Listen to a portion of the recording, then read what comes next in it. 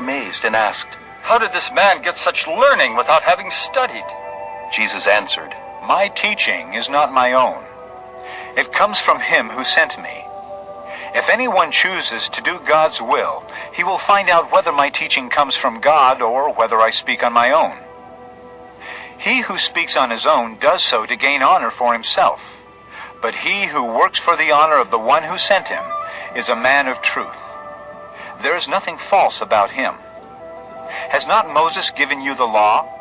Yet not one of you keeps the law. Why are you trying to kill me?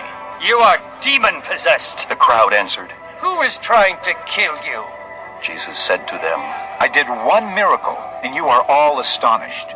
Yet because Moses gave you circumcision, though actually it did not come from Moses, but from the patriarchs, you circumcise a child on the Sabbath. Now if a child can be circumcised on the Sabbath, so that the law of Moses may not be broken, why are you angry with me for healing the whole man on the Sabbath? Stop judging by mere appearances, and make a right judgment. At that point, some of the people of Jerusalem began to ask, "Isn't this the man they are trying to kill? Here he is speaking publicly, and they are not saying a word to him. Have the authorities really concluded that he is the Christ? But we know where this man is from. When the Christ comes, no one will know where he is from."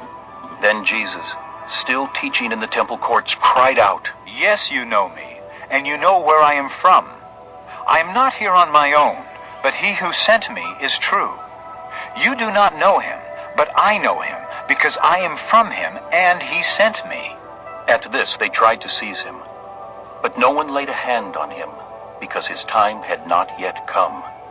Still, many in the crowd put their faith in him. They said, "When the Christ comes, will he do more miraculous signs than this man?"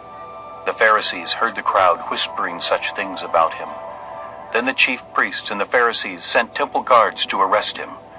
Jesus said, I am with you for only a short time, and then I go to the one who sent me.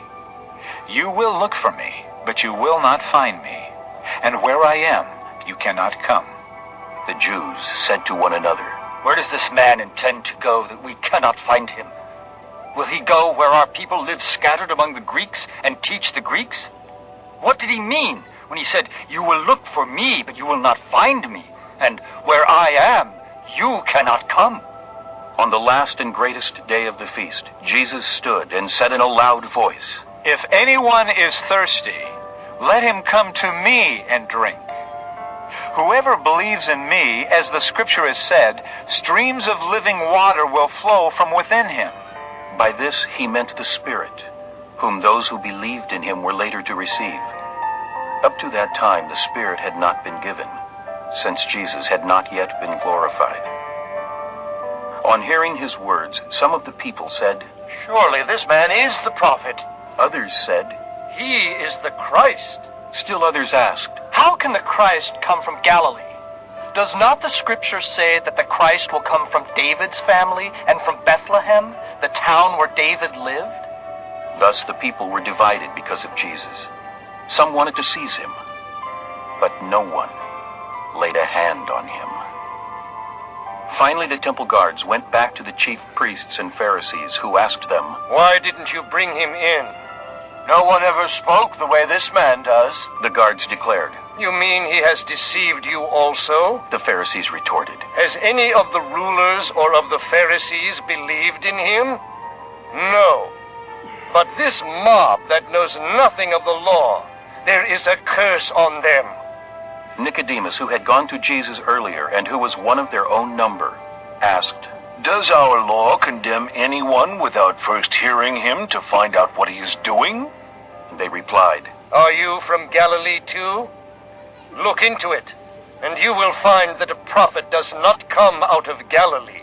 The earliest manuscripts and many other ancient witnesses do not have John chapter 7, verse 53 through chapter 8, verse 11. Then each went to his own home. Chapter 7. After this, Jesus went around in Galilee, purposely staying away from Judea because the Jews there were waiting to take his life. But when the Jewish Feast of Tabernacles was near, Jesus' brothers said to him, You ought to leave here and go to Judea, so that your disciples may see the miracles you do. No one who wants to become a public figure acts in secret. Since you are doing these things, show yourself to the world. for even his own brothers did not believe in him. Therefore, Jesus told them, The right time for me has not yet come. For you, any time is right. The world cannot hate you, but it hates me, because I testify that what it does is evil. You go to the feast. I am not yet going up to this feast, because for me the right time has not yet come. Having said this, he stayed in Galilee. However, after his brothers had left for the feast, he went also, not publicly, but in secret.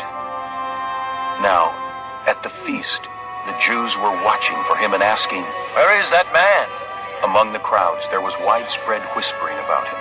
Some said, He is a good man. Others replied, No, he deceives the people. but no one would say anything publicly about him for fear of the Jews. This concludes Disc 6.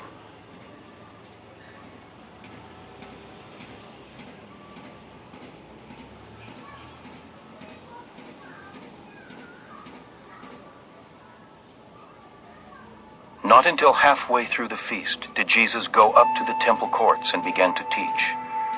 The Jews were amazed and asked, How did this man get such learning without having studied? Jesus answered, My teaching is not my own. It comes from him who sent me. If anyone chooses to do God's will, he will find out whether my teaching comes from God or whether I speak on my own. He who speaks on his own does so to gain honor for himself.